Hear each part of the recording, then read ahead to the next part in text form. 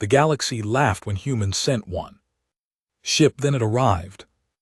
The laughter hit every translation array. At the same moment, I was sitting at Console 7 in the diplomatic monitoring wing of the Galactic Conclave Observation Station. When it happened, 43 species represented in that chamber, and every single one of them made the sound their biology permitted for amusement. The Keth made a wet clicking noise deep in their throat pouches. The Voreth shook their upper limbs and showed their secondary teeth. The Drevani collapsed their sensory cilia in that full-body shudder that their own linguists had long ago confirmed meant hilarity. They were laughing at us. My name is Oliver Grant. I had been a junior diplomatic analyst for the Conclave Human Liaison Office for 2 years at that point, and in those 2 years I had never once seen the chamber respond to anything with unified emotion.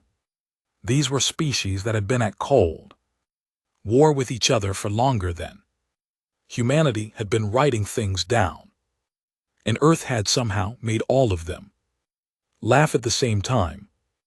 The message from Earth had arrived 40 minutes earlier. I had read the summary before the formal presentation, and my stomach had dropped so fast I thought I might need to excuse myself from my station. The Conclave ultimatum had been clear, straightforward, insulting in its clarity.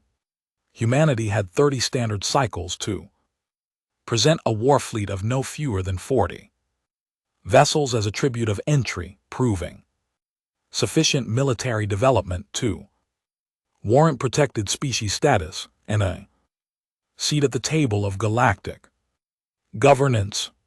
Failure to comply would result in classification as a pre-sovereign species, which meant no rights, no protections, no recourse if a larger power decided your solar system had something worth taking. Earth had been given this ultimatum 4 months ago. Earth's response had arrived today.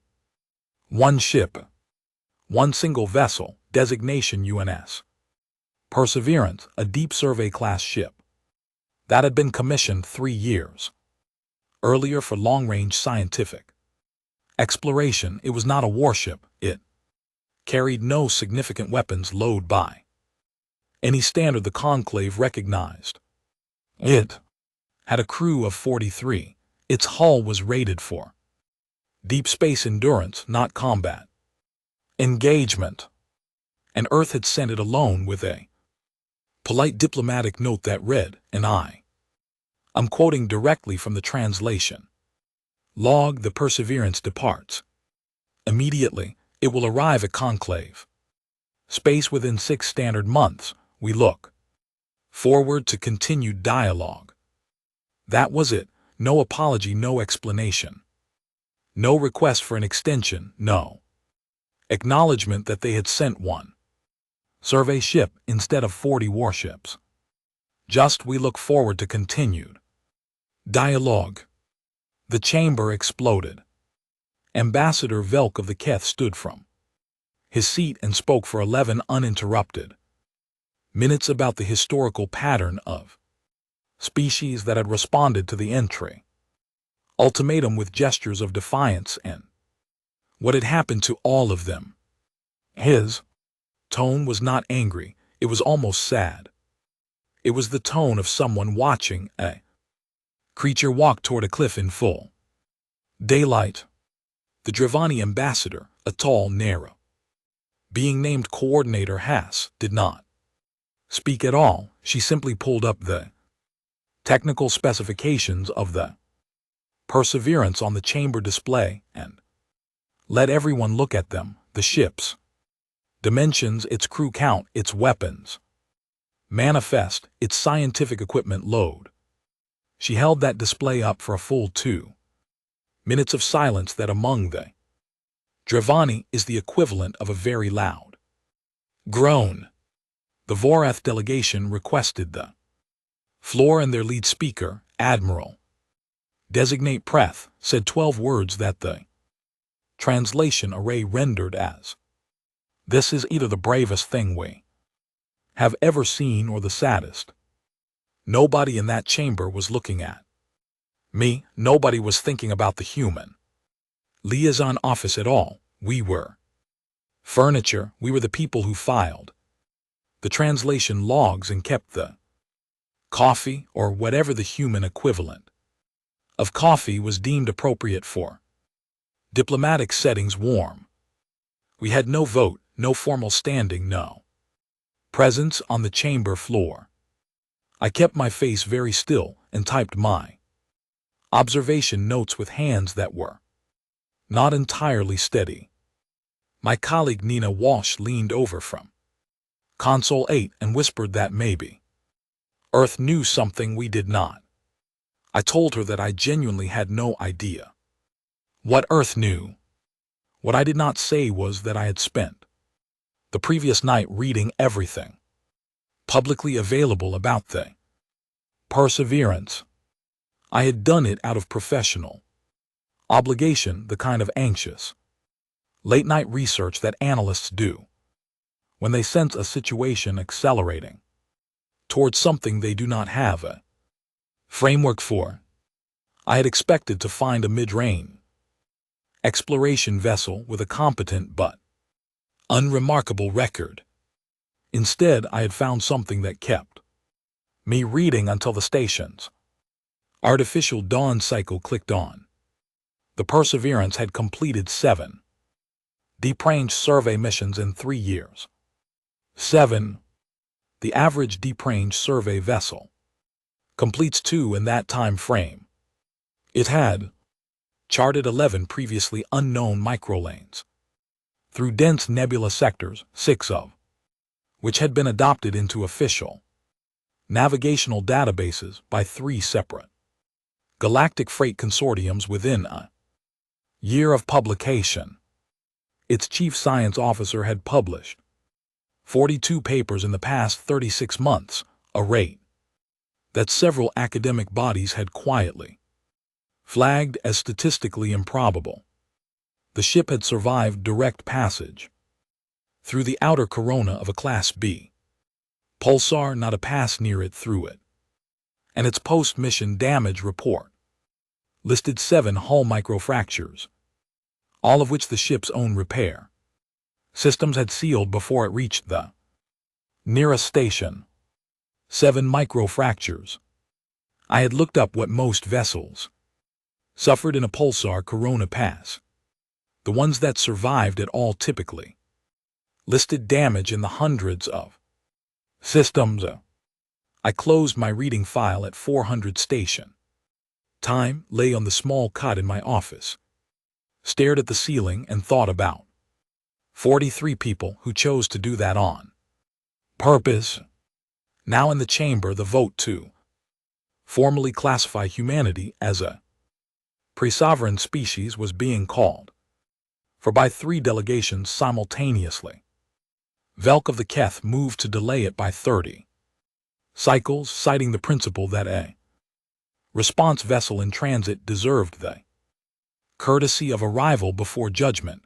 It was the only mercy in the room, and it passed narrowly. The conclave would wait for the Perseverance to arrive, which meant 6 months of waiting, which meant 6 months of everyone watching. The chamber adjourned.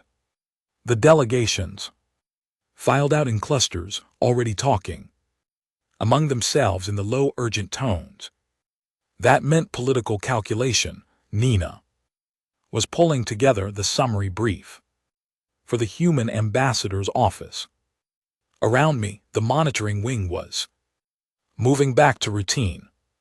I pulled up the Perseverance's departure broadcast on my personal screen. It had been transmitted to Earth and flagged as non-sensitive, so it was in the public liaison archive. Commander Kate Reyes, 41 years old, previously commanding officer of 2 other deep survey vessels with an unblemished record, had addressed her crew for 4 minutes before departure.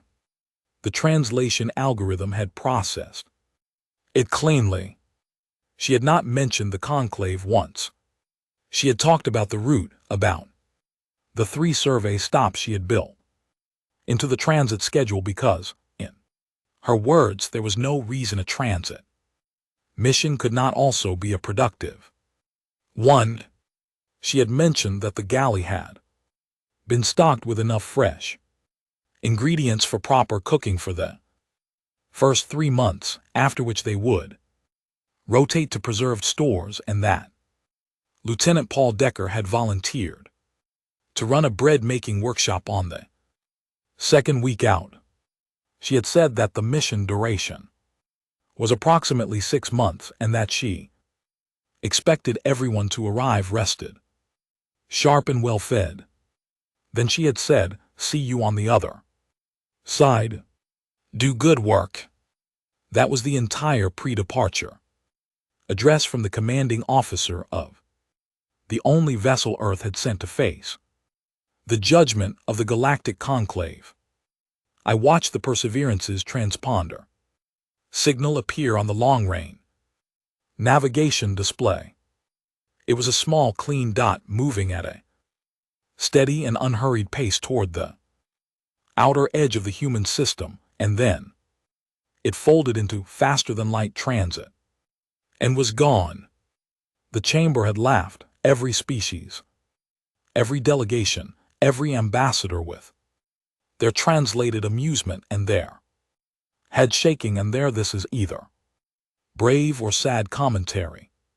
And I sat at console 7 and watched that dot disappear and thought about a crew of 43 people who had packed fresh ingredients for 3 months, who had scheduled a bread-making workshop for the 2nd week of their journey to face a civilization-level ultimatum, and who had not, as far as I could tell from the public record, expressed anything that translated as fear. 6 months. I requested a report extension from my supervisor and started building a proper file on the Perseverance. I was going to need it. The first anomaly showed up on the navigational tracking log 18 days into the transit. I almost missed it.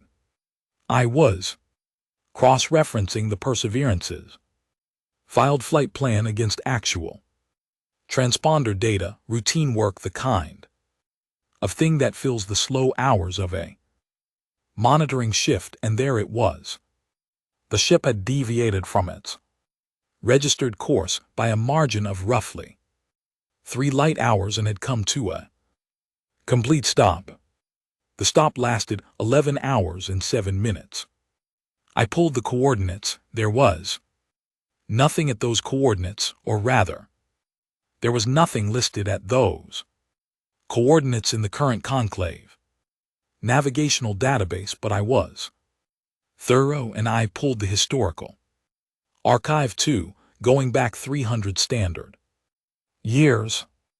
A Giovanni relay station had operated at those coordinates for 60 years and had gone dark 2 centuries ago. It was listed in the archive as decommissioned, stripped, and abandoned. The conclave had sent a survey drone past it 40 years ago and confirmed there was nothing left but the frame. The Perseverance had stopped at a 200-year-old abandoned relay station skeleton and sat there for 11 hours. I flagged the deviation in the daily log and wrote a note that said, "Purpose unclear, possibly routine survey. Protocol." I did not actually think it was routine survey protocol. I had been reading enough about the ship by now to know that the Perseverance did not do things without reason, but I also did not have a better explanation, so I filed it and moved on. I was the only person in the monitoring wing who had noticed the Perseverance file was not a high-priority watch item. The conclave was treating the ship's Transit the way you treat a slow-moving administrative process. It was in motion. It would arrive when it arrived. And until it arrived, there was nothing to discuss. The Keth delegation had not asked for a tracking update in 2 weeks. The Vorcha had filed a formal inquiry about Earth's general military posture and received the standard liaison response, which I had drafted myself in, which contained no information that was not already in the public record. Nina had moved on to a border dispute, mediation between the Keth and a smaller species called the Arish, which was genuinely heating up and required her full attention. My supervisor, a patient and overworked man named Director Leonard Cole, had told me that my Perseverance file was thorough and that he would read it when things quieted down. Things did not quiet down. They rarely did at the conclave. So I was alone with the tracking data, and I kept reading. On day 31, the Perseverance made a second unscheduled stop.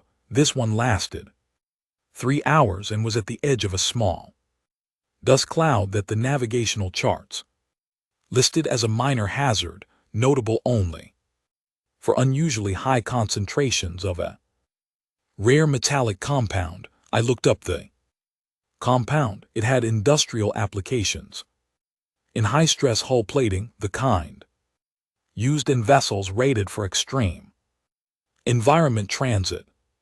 The ship's repair manifest, which was transmitted as a standard automated update every 10 days, showed no hull work being done. On day 44, something happened that was not an unscheduled stop at all. The Perseverance sent a standard navigational advisory to the Keth border station it was about to pass near. This was required by conclave protocol. What was not required was the attachment. The ship had attached complete navigational chart of a microlane through the Scar Nebula, a dense hazardous region that sat between Keth space and a cluster of rich but inaccessible star systems. The lane had not been in any database. It was new. The Perseverance had apparently mapped it on approach, labeled it with full safety ratings and recommended entry vectors, and sent it to the Keth station as a courtesy, not in exchange for anything, not as a negotiating gesture. Just here is something useful. We noticed it. You might want it. I stared at that attachment for a long time. The Keth border station commander, low-ranking official whose messages I had no real reason to be monitoring, except that I was now monitoring everything adjacent to the Perseverance, sent back a brief reply. The translation read, "Acknowledged.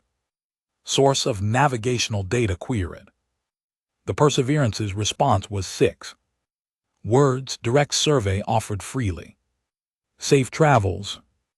I pulled out a fresh document and started writing what I was privately calling my concerns log. I titled it something bland for the official record, but in my own notes I wrote at the top, "I think we are all looking at this wronged." Everyone was watching the Perseverance the way you watch a small animal wandering into a place where it does not belong, with curiosity, maybe a little pity, waiting for the inevitable moment it realizes its mistake. The laughter in the chamber had faded into a background assumption. The ship would arrive, the conclave would have its formal rejection hearing, humanity would receive its pre-sovereign classification, and the situation would resolve itself. Nobody was asking what the ship was doing on the way there. I was asking, and the answers were making the back of my neck feel strange.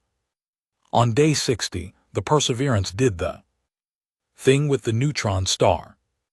It was not on any flight plan. It was not required for any navigational reason. There were 2 clean routes to conclave space that did not involve the Heron 7 system, where a Class X neutron star sat in a slow decaying orbit around a dead companion. It was not a shortcut. It added approximately 14 hours to the transit. The Perseverance folded out of faster-than-light travel crossed the outer boundary of the Heron 7 system and flew directly into the neutron star's inner emission zone. It was inside that zone for 6 hours. No vessel in the conclave database had a confirmed record of surviving 6 hours in a Class X inner emission zone. There were theoretical models suggesting it was possible with certain advanced shielding configurations, but theoretical was the key word. The Dravani had attempted a 1-hour pass 30 years ago with a purpose-built probe and lost it to hull failure at the 40-minute mark. The Perseverance came out the other side, running normal, its automated status report transmitted immediately on. Re-emergence listed all systems operational, no casualties, minor surface oxidation on the forward sensor array that the maintenance team had already begun addressing. Minor surface oxidation. I read that line 5 times. Then I did something I had not done in 2 months of working on this file. I walked down the corridor to Director Cole's office, knocked on the open door, and said, "Sir, I need you to look at something." He looked. He was quiet for a long time. Then he said, "Pull the full technical specifications on their shielding array. Cross-reference it with the repair drone. Manifest from their last station. Resupply before departure." I had already done this. I showed him what I had found. The Perseverance had resupplied with a drone complement that was 3 times the standard load for a vessel its size. The drones were rated for battle damage.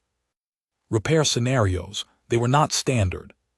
Survey equipment, they had been signed out of a facility that primarily serviced vessels used in Earth's deep Space Emergency Response Division. Director Cole looked at me. I looked at him. He said, "Write this up formally. Brief, flag it for the senior watch." I went back to my desk and started writing.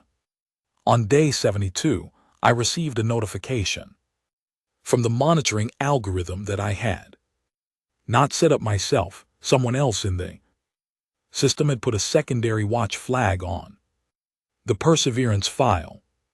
I traced the flag back through 2 routing protocols before it anonymized. It had originated from a VOR-F intelligence liaison terminal. The VOR-F were watching too.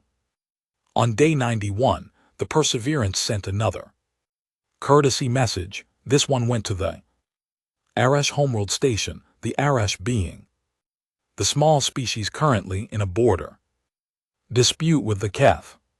The message was in perfect Arash dialect, which the Perseverance crew had apparently learned from publicly available linguistic archives, and it contained greetings and offer of cultural exchange at some future point, and a small data packet that, when I decoded it with the standard translation protocols, turned out to be a historical map of Arash territorial boundaries going back 3 centuries.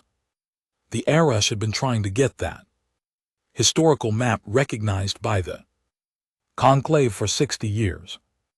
The original survey records had been held in a Dravani archival station that had been decommissioned, and most of the data considered lost. The Perseverance had found it in the abandoned relay station. That was what the 11-hour stop had been about. I sat at my console and felt something shift in my understanding of what I was watching.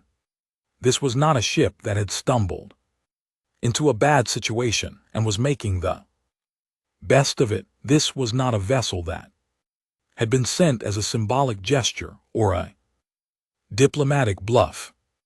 This was a crew of 43 people who had spent the transit doing work, careful, methodical, generous, specific work, who had studied the region they were traveling through, identified things that mattered to the people who lived there and handed those things over without keeping score. I thought about the bread making workshop, the fresh ingredients, the commander's calm voice saying, "Do good work." The laughter in that chamber felt very far away now. On day 112, a message came through the general liaison channel addressed to all monitoring stations. It was from the Perseverance. It was a menu, specifically a recipe for something called green chili stew from a crew member named Petty Officer Grace Liu, with a note that said the crew had voted it their favorite meal of the transit so far and thought it would be a shame to keep it to themselves. Nina read it over my shoulder and burst out laughing.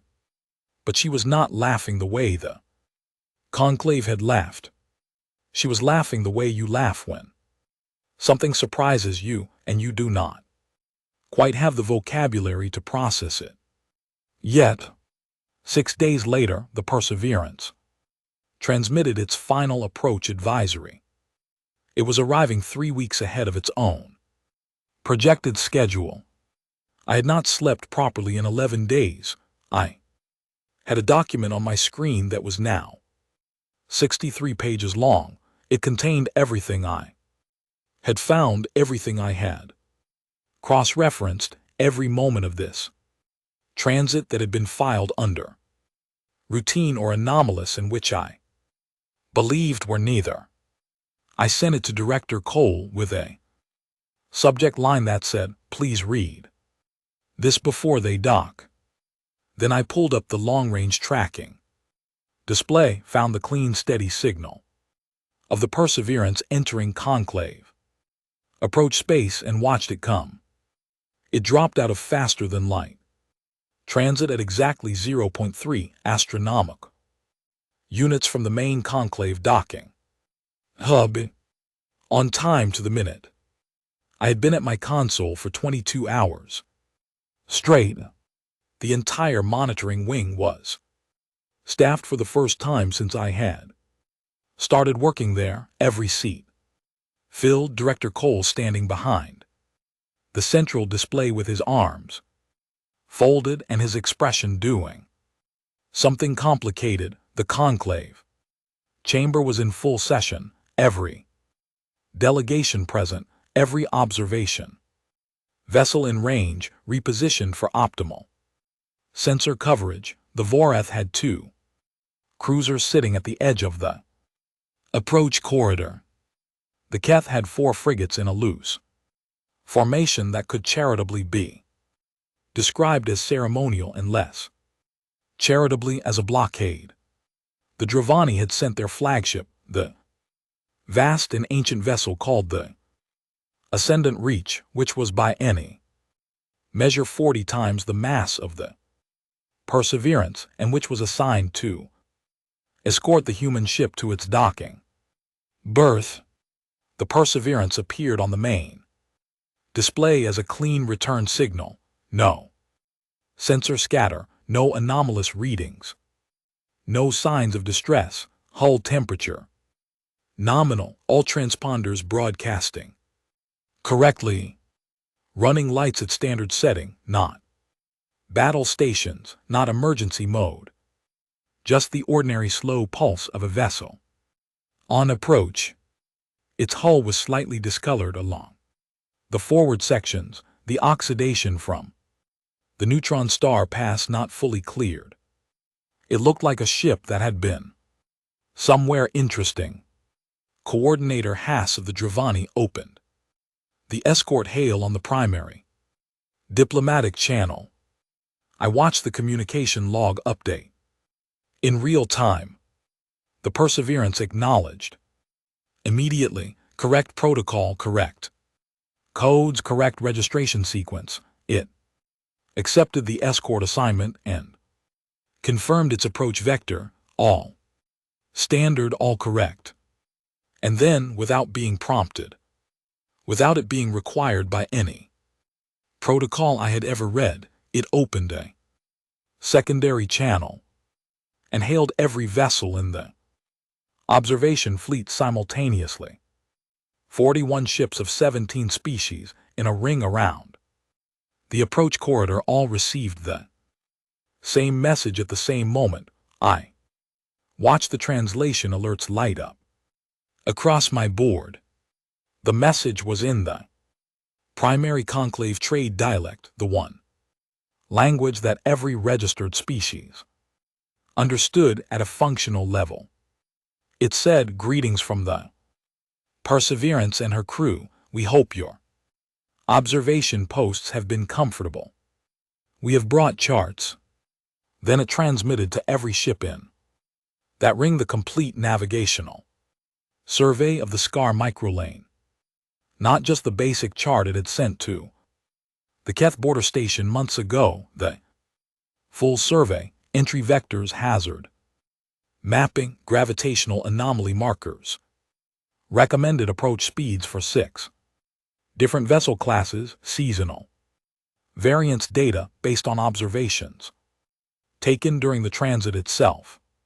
It was, by any objective measure, the most comprehensive navigational document anyone had received about that region in recorded history. For free. To everyone.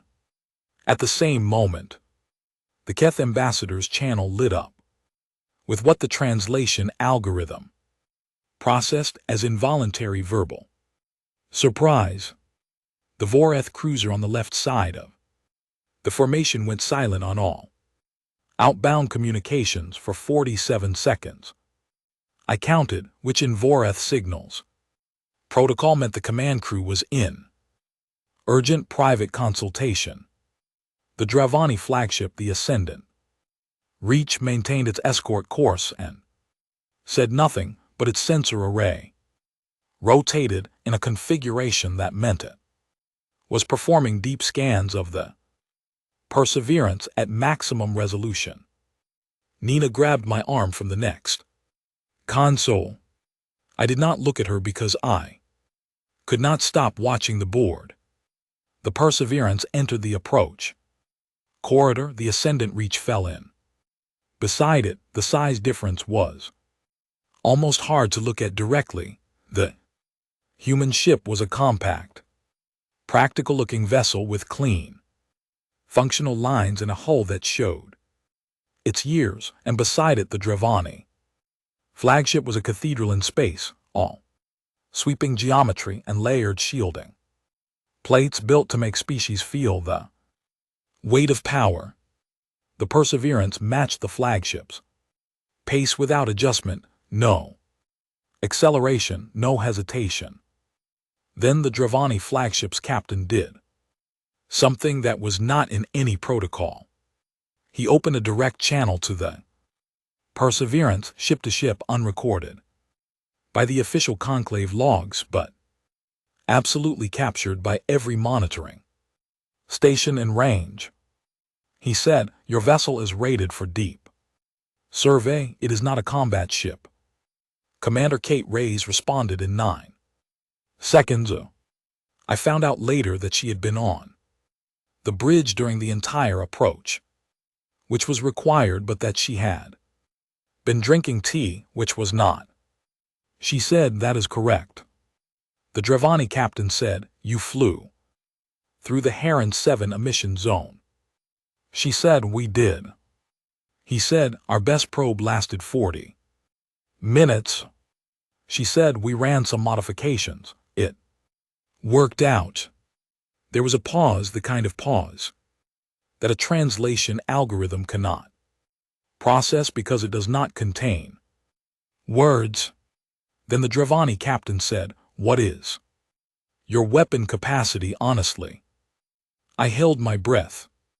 Commander Ray said, "Honestly, I will send you the full manifest right now. Nothing hidden."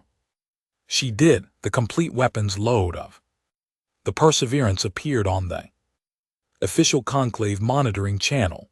I pulled it up. It was, as I had noted in my file, modest, not embarrassing, but modest. 2 defensive energy arrays, 4-point defense clusters, 1 medium-range torpedo bank with a standard load, the kind of armament a survey vessel carries because deep space has hazards that are not political in nature.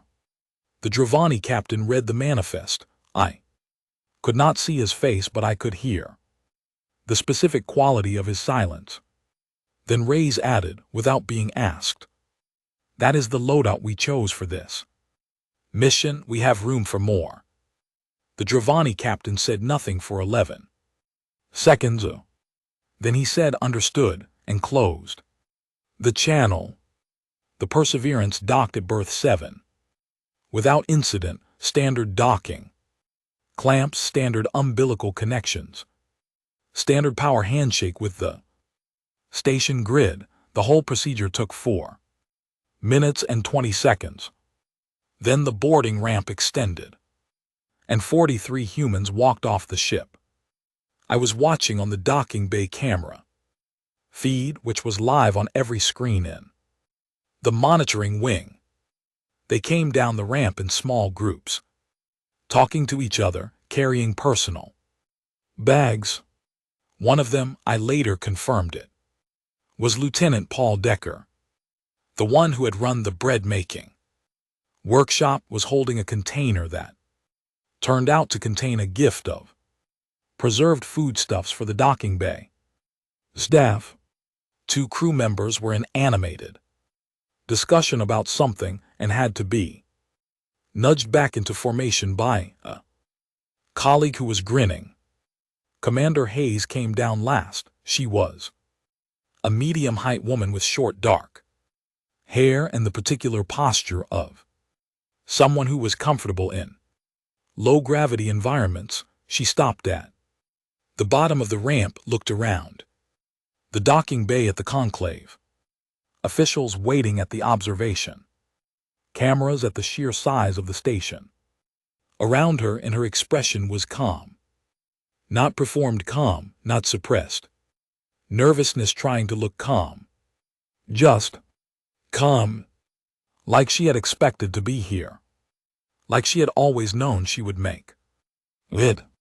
The head of the docking reception committee, a senior conclave official named Administrator Vel, stepped forward to deliver the formal arrival acknowledgement. It was a standard speech, 15 lines, used for all tribute vessels. It referenced, among other things, the purpose of the tribute system and the gravity of the occasion.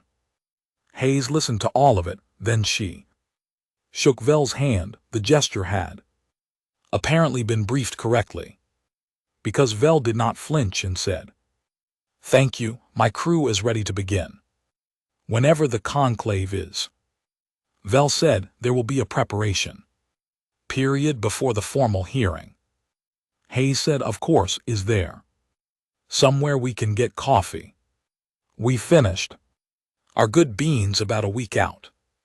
Vel did not know what coffee was. His assistant looked it up on a data tablet and said something quietly in his ear. Vel said, "We will arrange something." Hayes said, "Wonderful, thank you," and turned to her crew and gave a small nod. That clearly meant, "We are good at ease." 43 people, visibly relaxed at once. I had my chin in my hands at that point. Watching the feed, Director Cole was standing next to me, and he said very quietly, "Grant, you were right. Something has changed." I said, "I think something has been changing for 6 months, sir. We just weren't watching the right things." The conclave hearing was scheduled for 3 Days out. I spent those 3 days finalizing my brief, cross-referencing the last of the transit data and trying very hard to prepare for something that I was increasingly convinced no one in the conclave had ever actually prepared for.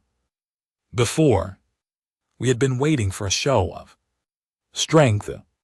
What had shown up was something else entirely. The hearing chamber was, on the day of the formal session, at its fullest capacity I had ever seen.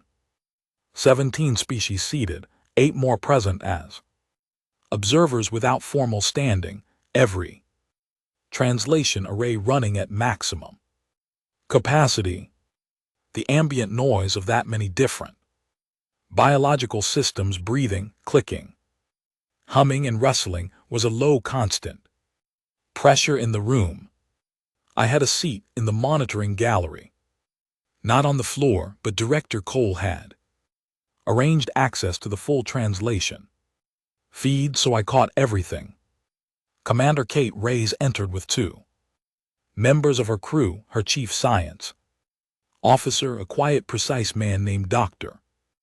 Alec Ford, and her chief engineer, a tall, deliberate woman named Lieutenant Commander Helen Marsh. The 3 of them sat at the human delegation table, which was a small and undistinguished piece of furniture positioned at the far end of the floor. From the senior delegations and arranged their materials, I noticed that Reyes had a printed document in front of her, not a data tablet, actual paper. I could not imagine how she had actual paper on a deep survey vessel. Later, when I asked, the answer turned out to be that Helen Marsh had improvised a pulping process from organic waste materials during the transit, which was exactly the kind of answer I should have expected from this ship. Administrator Vell called the session to order and delivered the formal framing. Humanity had been issued the conclave entry ultimatum, had responded with a single vessel of non-military designation, and the purpose of today's session was to determine the appropriate classification. Instead, as outcome, it was phrased with the careful neutrality of bureaucratic language, but the meaning was plain. This was a judgment hearing. Humanity was expected to explain itself and then accept a decision. Ray stood. She was not visibly nervous. She was not visibly performing confidence either. She simply stood, looked at the chamber, and began speaking in the conclave trade dialect that she had clearly spent the transit learning to an extremely high level of fluency. She said, "I appreciate the chamber's time. I will keep this simple. Earth did not misunderstand the ultimatum. We understood it precisely. We chose not to meet it on its own terms because we do not believe those terms are the right ones." The ambient noise of the chamber did something interesting. It did not get louder, it got quieter. Ray continued, "The tribute system assumes that safety is created by demonstrated destruction capacity. We do not disagree that security matters. We disagree with the measurement. We sent one ship not because it was all we could spare, but because one ship was what this moment required. We are not here to impress you with numbers. We are here to propose something better." Ambassador Velk of the Cath leaned forward. "And what," he said, "does Earth believe is better?" "A working relationship," Ray said, "not a tributary one." She gestured to Dr. Ford, who activated a shared display for the chamber. On it appeared the neutron star data, the 6 hours of direct emission zone survey that the Perseverance had gathered, raw data, annotated, organized, and freely offered. We collected this during transit, Ray said. It represents the most detailed survey of a Class X emission zone, available in any database we have access to. We know that 3 conclave member species have active research programs requiring this data. It took us 6 hours to gather it. We did it because we were passing by and it seemed like a waste not to. She paused. That is how we think about things. It is not efficient to pass by something useful without stopping. It is not efficient to hold information that other people need. It is not efficient to arrive at a destination without having done good work along the way. The Vorath delegation's lead speaker, Admiral-designate Preth, rose. Commander, he said, your shielding survived a Class X emission zone. Our best probe lasted 40 minutes in comparable conditions. Will you share the technical specifications? Ray said yes. Preth paused immediately.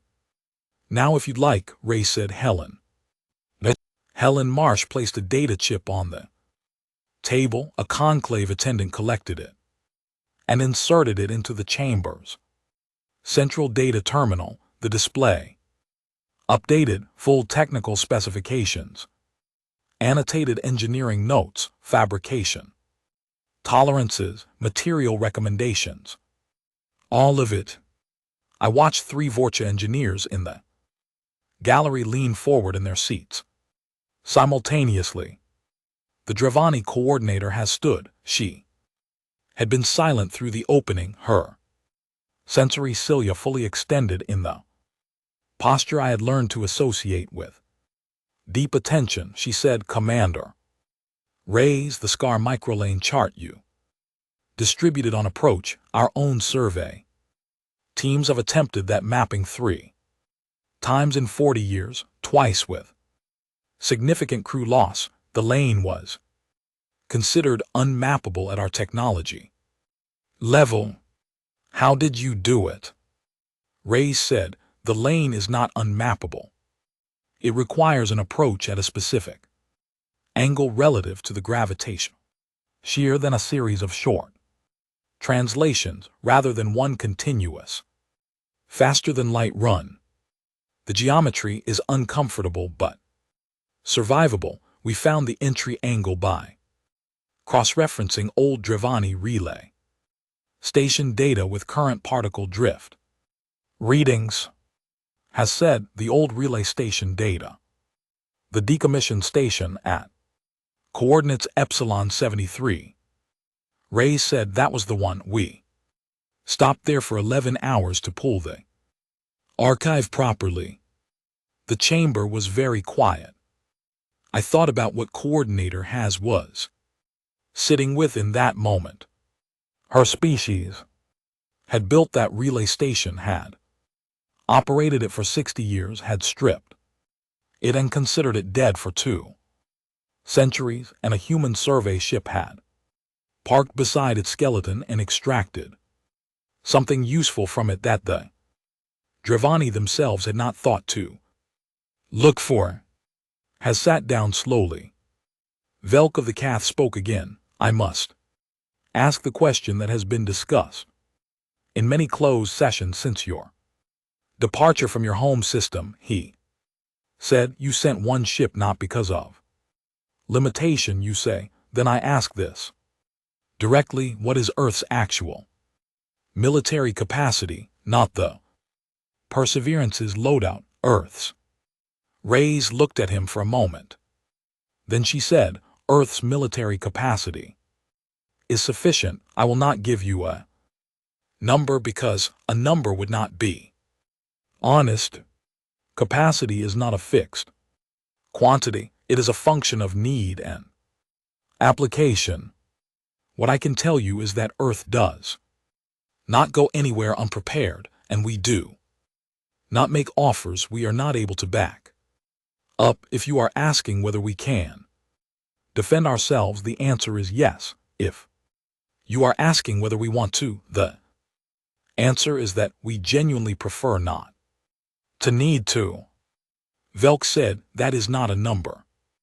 Ray said it is the truthful answer. I could give you a number that would impress you. It would also be incomplete. The honest answer is that we are capable of meeting what is asked of us, and that the ship you are looking at is the ship this particular problem required. She paused.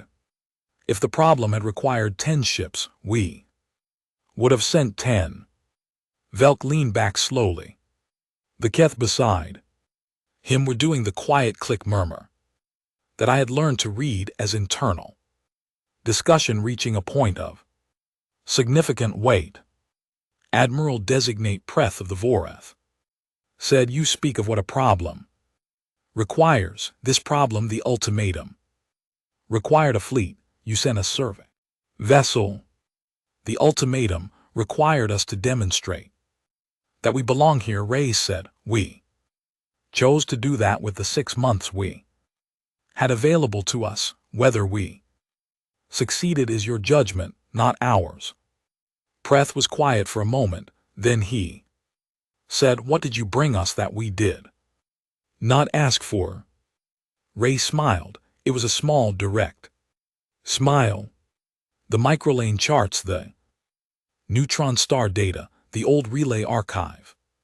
For the Arish boundary maps, the shielding specifications, 43 different first contact cultural briefing packets, 1 per crew member, which Dr. Ford will distribute to the relevant delegations.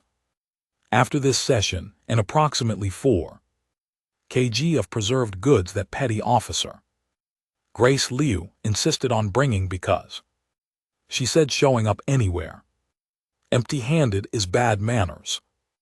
The chamber made several different sounds that did not entirely resolve into any single emotion.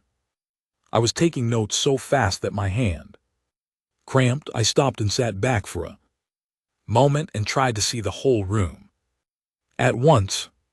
Ambassador Velk of the Cath, who had spoken for 11 uninterrupted minutes about species that had tried to be clever with the entry ultimatum and what had become of them, was sitting with his head slightly bowed and his upper limbs folded in the posture his species used for deep internal reconsideration. Coordinator Haas of the Drevani was looking at Rays with her sensory cilia fully extended and utterly still. The posture I had learned from the cultural briefing files of someone who was listening at maximum capacity because they were afraid of missing something. The VOR-F engineers in the gallery had the data chip specifications on their personal tablets and were no longer watching the floor at all. The Arish observer, present without formal standing, a small quiet being named Delegate Marrow, who had attended every conclave session for 11 years without ever being given the floor, was sitting perfectly still with what I can only describe as the expression of someone who has just seen their name in a document they had stopped expecting to find. It was the Arish boundary maps. The Perseverance had found them in the relay station archive and given them to the Arish without condition as a courtesy note from a ship that was passing by.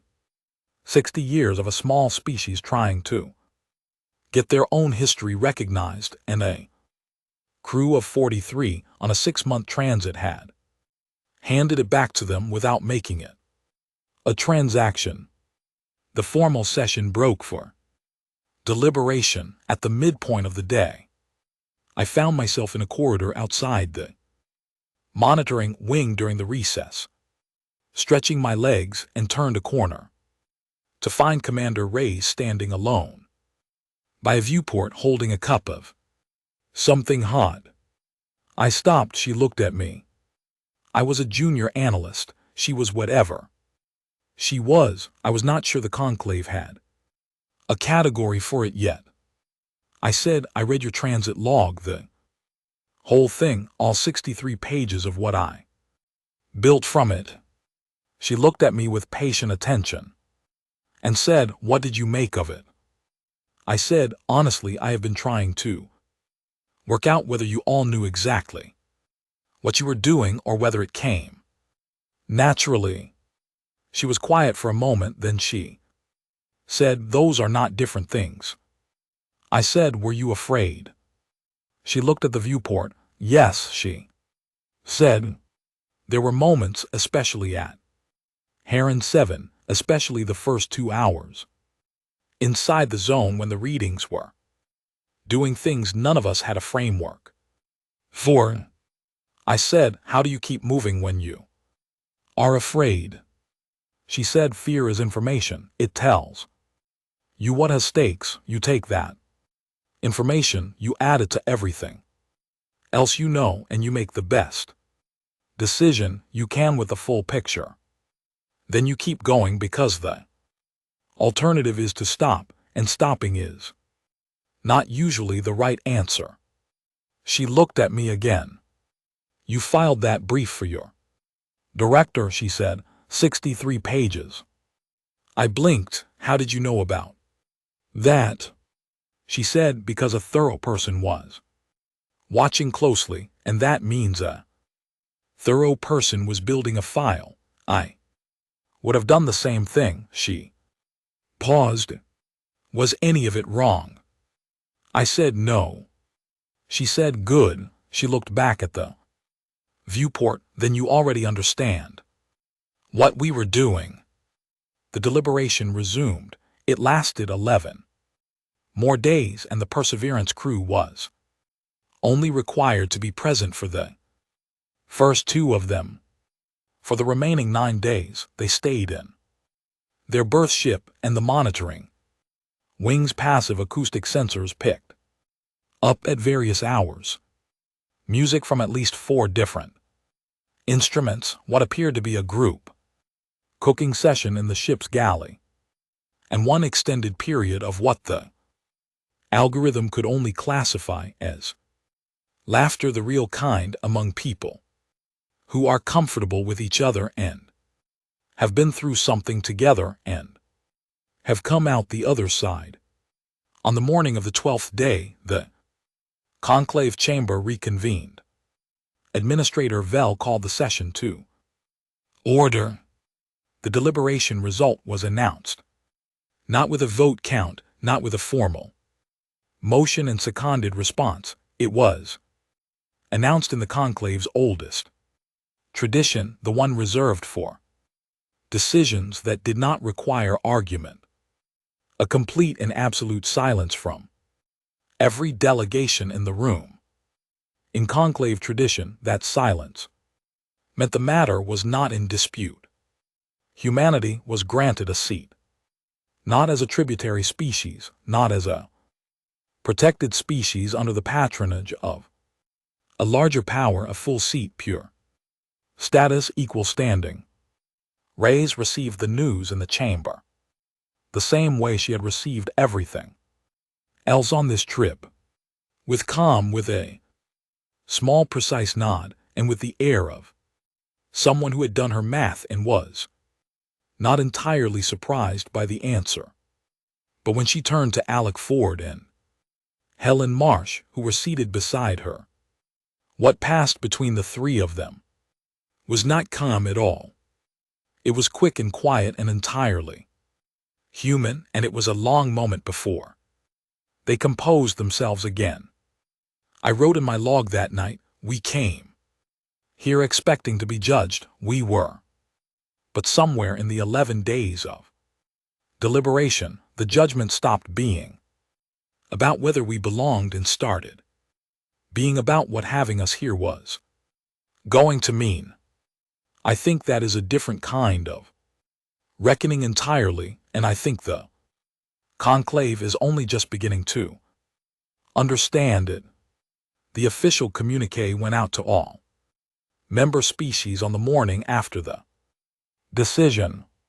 I drafted the summary for the human liaison archive, which was the kind of work I did well and did quietly, and when it was done, I sat at my console and looked at what I had written and thought about what it meant. It meant that humanity had a seat. It did not say anything about what the galaxy was now quietly doing in response. Nobody talked about that in official channels.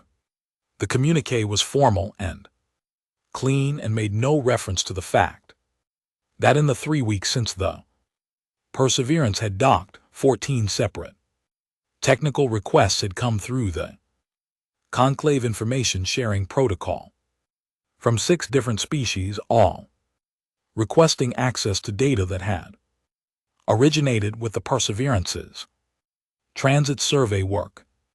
The neutron star data was most popular. The microlane charts had been downloaded by every registered freight consortium in the Conclave database. The shielding specifications had disappeared into the Vorath research network, and not a single word had come back out, which was itself a kind of answer. I kept the tracking log. It was not my assigned work anymore.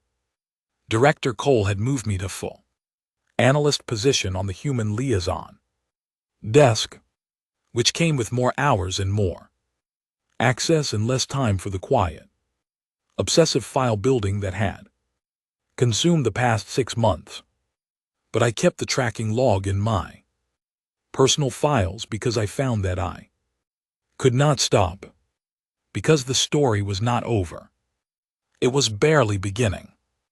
The first thing I noticed 40 days after the decision was a change in the Dravani Exploration Division's roster. It was in the public administrative record, a restructuring notice, dry in formal, transferring a significant portion of the long-range survey budget from standard sector mapping to what the notice called efficiency optimized transit methodology. I sat with that phrase for a while. Then I pulled the Dravani's previous long-range survey protocols, compared them to what I knew of how the Perseverance operated, and found 7 direct parallels in the new methodology documents. They were doing it our way. Not officially, not in any statement or acknowledgement, just quietly in the administrative record, reorganizing the way they approached deep rain exploration to incorporate principles they had observed in a human survey ship's 6-month transit. I wrote a note in my personal file. The Dravani learned something. They will not say so publicly. Watch the next 3 years of their exploration data.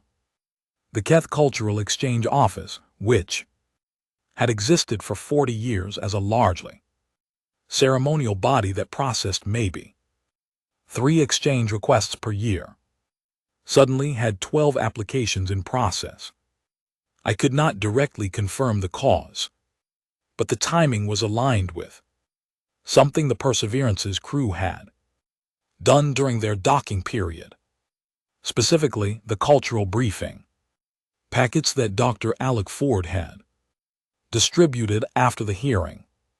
1 packet per crew member, 43 species-specific documents covering history, social context, communication, norms, and what the cover memo described as things we found genuinely interesting. About you. I had read the Keth one. It was 22 pages long and referenced source material that the Keth Academy of History had not published in common translation, which meant someone on the Perseverance's crew had read Keth academic papers in the original language during the transit and taken notes. The Keth exchange applications were not from institutions, they were from individuals, young researchers, and students who had received the briefing packet and wanted to know more about the species that had bothered to read their history. I noted it in the log and moved on. The Voreth were harder to read. They were always harder to read. Their public communications gave nothing away, and their official position on humanity's conclave seat was a precisely worded statement of acknowledgement that contained no evaluative language whatsoever, which in Voreth diplomatic practice meant they had not made up their minds. What I had were secondary signals. The fact that 3 Voreth engineers had been observed at the conclave technical library pulling materials on deep space metallurgy at a rate of approximately 1 visit per day for the past month. The fact that the Voreth Commercial Shipping Consortium had quietly updated its hazard protocols for the Scar region, using the Perseverance's microlane data without any public acknowledgement. The fact that the Voreth Deep Shipyard, which was not visible from any public sensor platform and whose projects were essentially never publicly acknowledged, had registered a new power draw signature consistent with a research and development project of significant scale. I did not know what they were building. I was fairly confident it was something that did not exist before they saw Helen Marsh's shielding specs. Nina came to sit with me one afternoon while I was working through the latest monthly tracking update. She watched me for a few minutes, then said, "You are going to be doing this for the rest of your career, are you not?" I said, "Probably." She said, "You should write it up properly, the whole transit analysis, everything from the 11-hour stop through the hearing. It is the most complete picture of how this went that anyone has, and you did it from a monitoring console as a junior analyst." I said, "I have been thinking about it." She said, "What are you waiting for?" I thought about that. "I am waiting until I understand the ending," I said. "And I am not sure I do yet." She said, "You mean the other ships?" I looked at her. She said, "The engineer Marsh, what she said at the docking bay dinner. I was not there, but Decker told me."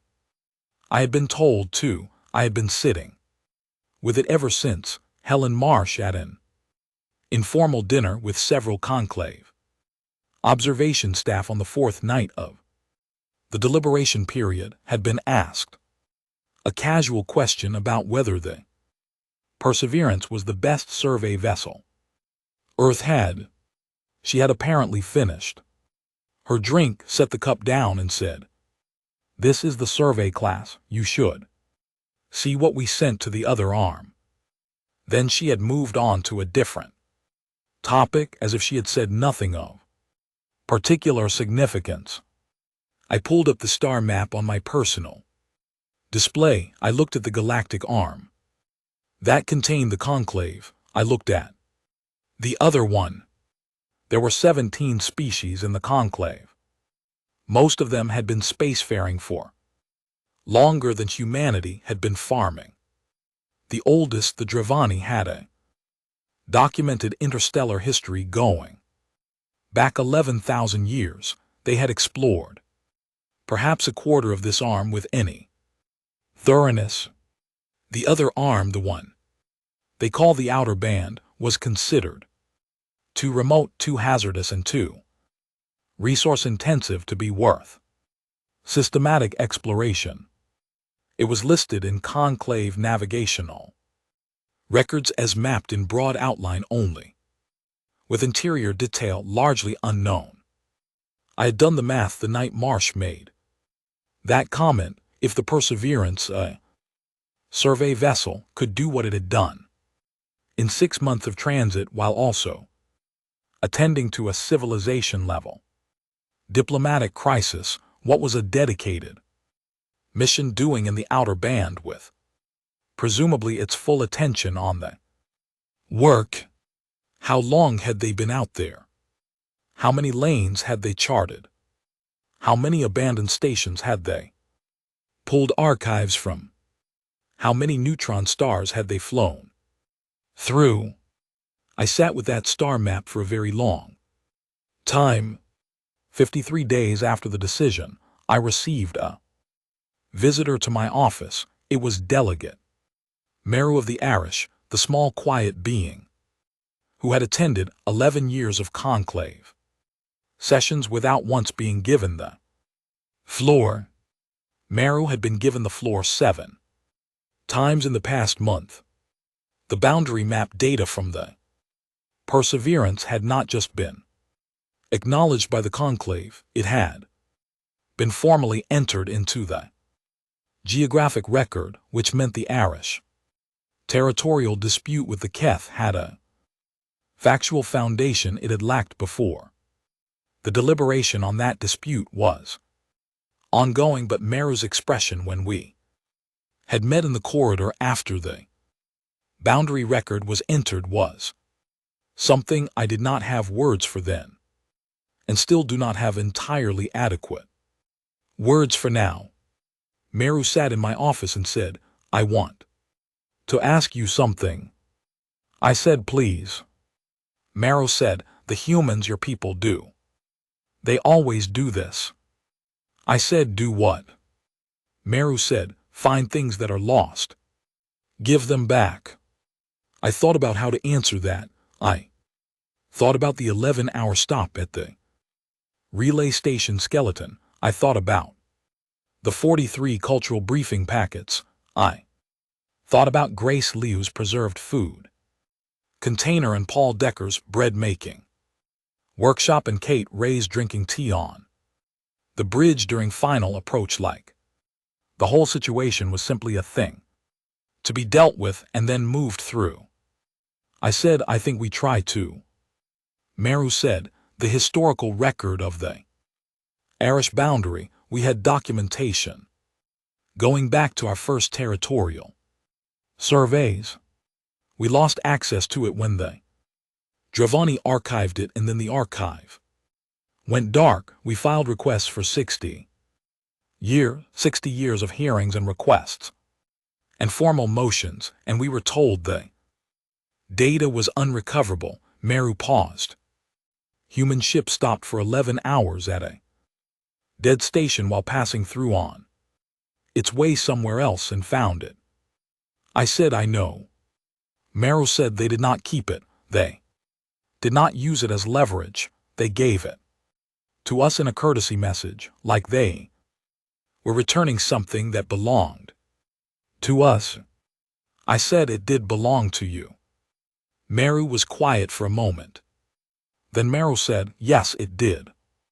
We sat in the office for a while after that. Meru eventually left.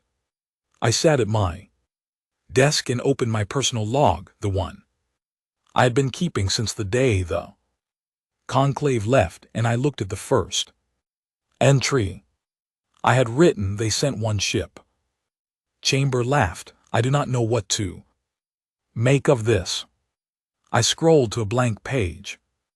I thought about everything I knew now that I had not known then, about the transit stops and the relay station and the neutron star and the bread-making workshop and the recipe for green chili stew, about Kate Ray's telling me that fear is information and you keep going because stopping is not usually the right answer, about Helen Marsh's shielding specs sitting in the Vorath Research Network, about an entire galactic arm that no one had mapped properly, where something from Earth had been working quietly for an unknown period of time. I thought about the galaxy laughing. I thought about what the galaxy understood now that it had not understood then. The conclave had expected a show of strength. Humanity had sent a survey vessel with 43 people, fresh ingredients for 3 months, and a willingness to stop for 11 hours at something most species would have flown past without a second thought. That was the part the galaxy had been trying to calculate ever since, not the weapons load, not the military capacity estimate, not the political maneuvering. The 11 hours at the dead relay station. The 6 hours inside a neutron star out of what was apparently a combination of scientific interest and professional thoroughness, the 43 briefing packets, the recipe.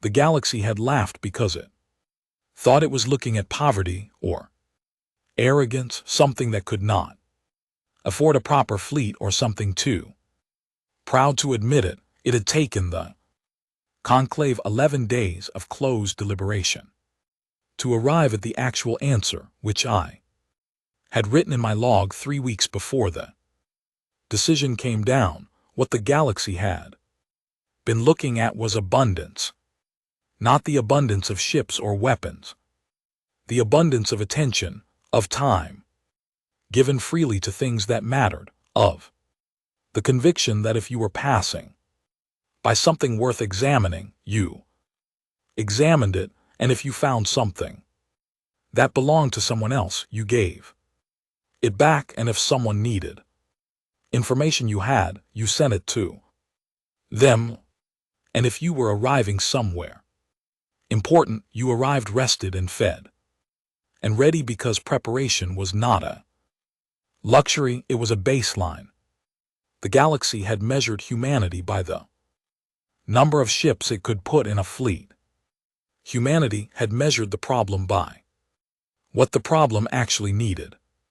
Those were not the same calculation, and the galaxy was only beginning to understand that they would never be the same calculation, because they came from entirely different ways of thinking about what power was for. I started writing. I wrote the analysis I had promised Nina. I would write the complete record from the 11-hour stop through the hearing and the decision and the 53 days after. I wrote about Meru and the boundary maps. I wrote about the Voreth shipyard and the Dravani methodology, restructuring and the Keth exchange applications. I wrote about the things I knew and the things I was inferring and the things that were still open questions sitting in my log waiting. I wrote about the outer arm. I wrote about Helen Marsh saying you should see what we sent to the other arm, and about sitting with a star map afterward and doing math and not being able to sleep. I wrote the conclave laughed when humans sent one ship, the ship arrived, and the conclave stopped laughing. And now 43 days after the decision, 14. Technical request submissions, 7. Dravani methodology changes, 12 Keth. Exchange applications, 1 Voreth deep. Shipyard project of unknown scale, and 1 very small species finally holding their own history in their hands. Now, the galaxy is doing something more complicated than laughing. It is thinking.